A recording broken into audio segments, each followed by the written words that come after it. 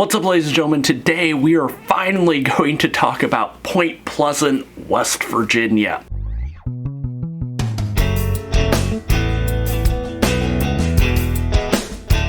If you've ever made a trip to Point Pleasant just so that you can give the Mothman statue a little booty boop, go ahead and hit that subscribe button. What's up, ladies and gentlemen? I'm the Best Virginian. I bring you West Virginia history and travel videos from right here in the mountain state of West Virginia. And today we are going to talk about a trip I recently took to Point Pleasant, West Virginia. Yes, home of the Mothman. Yes, home of the world's only, the world famous Mothman Museum, of course. This isn't going to be a video entirely about the Mothman. This isn't going to be a video entirely about the history of Point Pleasant. This is just going to be a video about the trip I took down there, some of the things I did, some of the places I saw, and we're going to focus primarily on the river trail. We are going to talk about downtown Point Pleasant, primarily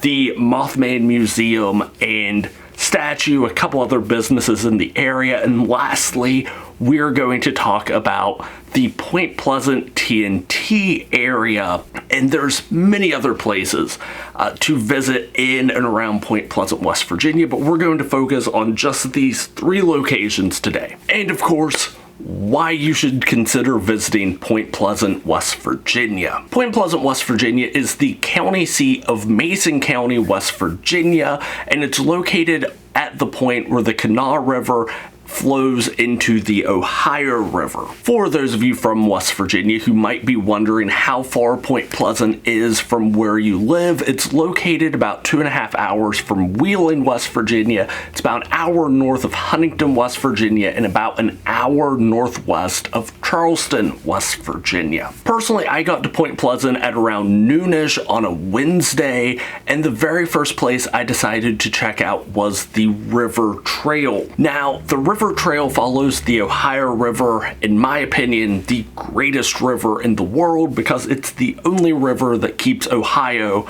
out of West Virginia, but it follows the Ohio River north to south, with the Silver Bridge Memorial being at one end and Windy Way State Park being on the other end. The Silver Bridge Memorial is a memorial dedicated to the 46 individuals who lost their lives on December 15th, 1967, when the Silver Bridge collapsed into the Ohio River. For those of you who are familiar with the legend of the Mothman, you are probably also familiar with the story of the Silver Bridge. Now, heading south along the Ohio River, you pass several murals depicting the first peoples of the area and events that led to and eventually the Battle of Point Pleasant. There's many murals, historical plaques, statues of frontier icons made in the same manner as the iconic Mothman statue in the middle of the town. You'll even go past the Ohio River Amphitheater, and for any Fallout 76ers watching this video, I checked. No, there were no Mothman cultists there that day, unfortunately, but eventually, as I continued down the river trail, I eventually got to Windy Way State Park, the site of the Battle of Point Pleasant, which, depending on your point of view historically, was either one of the first battles of the American Revolution or was the most belated battle of the 7 Years' War. To sum up the Battle of Point Pleasant rather quickly, civilizations are always built along river valleys. If you've watched a number of my videos, you have probably watched some of my videos on the Grave Creek Mound, and you understand just how important some of these great rivers were for the indigenous people of what is now West Virginia. And this is the point where the Ohio River, which is known for having numerous burial mounds, and the Kanawha River, which also has many burial mounds, met. So this was a very important location to the indigenous peoples of the Ohio River Valley, of the Kanawha River Valley. Settlers of the area, the British settlers of the area, also saw the importance of the area for transportation and other purposes, and this would eventually lead to a massive clash in between these two groups.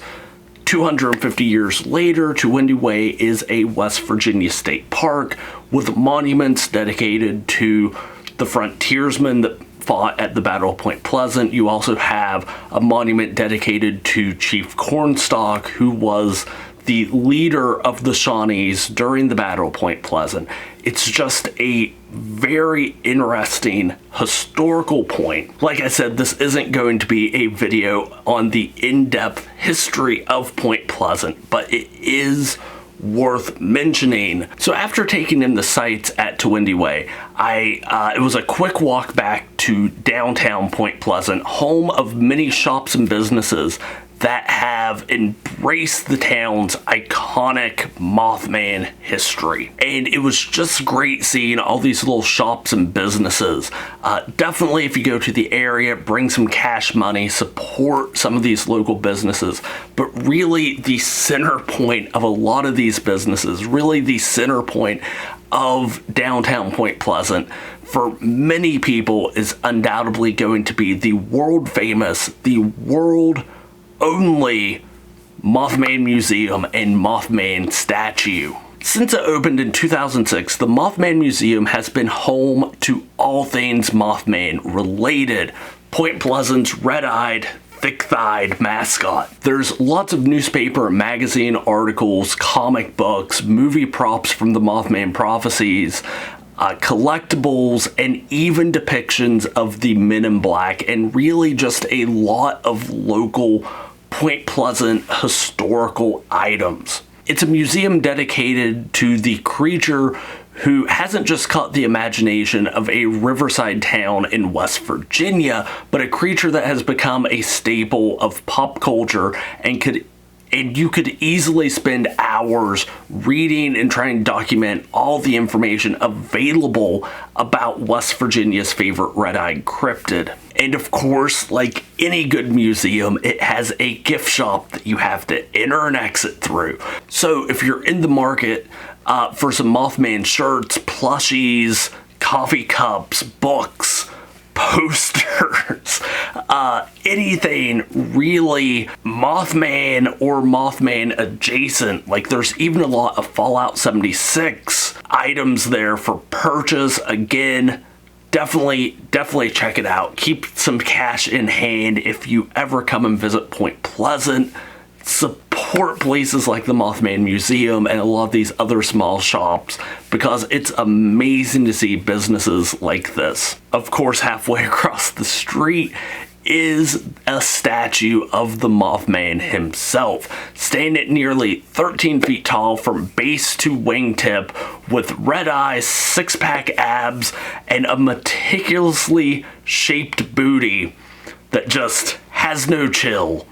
The Mothman statue was first unveiled in 2003 and is a favorite stop for tourists, both interested in the paranormal and cryptids just all around the world. You know, people love coming in and seeing the Mothman statue, and it was really, even for just a Wednesday afternoon, I probably saw 2-3 dozen people walking around that day, taking pictures, documenting their trips to Point Pleasant, West Virginia. A lot of people really consider it kind of a destination. If you're going to come to the Mountain State, it's a must-see location, and that's really, really great to see. It's also rumored anyone that touches Mothman's booty will be bestowed with good luck. And I was going to need all the good luck I could get, because after this I headed out to the Point Pleasant TNT area. This is the area where Mothman was allegedly first sighted all the way back in 1966. Once known as the West Virginia Ordnance Works, the area was once home to a factory that employed nearly 3,500 individuals producing explosives for the World War II war effort The factory was demolished and the area was turned into the McClintock Wildlife Management Area by the state of West Virginia. For those of you who have been around the channel for a while, you probably know that if an area is a wildlife management area, all that means is the state got a hold of a piece of land and they don't have the money, time, resources, energy, or ideas for how to convert it into a state park, how to make it safe and accessible enough to be considered a state park. So you might be wondering, West Virginian, why would you go to the middle of the woods to hike around a swamp full of chest-high greenbriers? Well, because besides being the first place where Mothman was sighted, it's also home to the Point Pleasant TNT igloos. These are giant concrete structures once used to house explosive ordnance. They're kind of strategically placed around with proper distance in between them in case one blew up, you wouldn't set off a massive chain reaction, that are now full of graffiti, broken beer bottles, and bored teenagers looking for ways to rage against the establishment. But for me, it was a one-of-a-kind exploration and photography opportunity. I got to explore about half dozen igloos. Some of them just were so overgrown, either I couldn't get inside them or I couldn't even get close enough to them to really tell where they were. One was almost entirely flooded from where the ground has slowly been sinking over time, and one had partially collapsed. There was the main rim of it, but the entire roof had collapsed, and it was really cool just seeing these structures, essentially World War II infrastructure that had just kind of slowly been taken back by nature. And after hiking around out there for a couple hours, I returned to my car sweaty, tired, super hungry, and ready to call it a day. And really, when it's all said and done, Point Pleasant is a town that has something for everyone. It's a town of history, it's a town of oddities, it's a unique community nestled in between the Ohio and Kanawha rivers, and I would definitely recommend it to anyone visiting the Mountain State. If you learned anything in this video, make sure to hit the like button. Sharing these videos always helps the community. And if you haven't yet, subscribe to the channel. But until next time, stay wild, stay wonderful. Videos on the Mothman and more thorough videos on the history of Point Pleasant coming soon. But until next time, I'll talk to you later.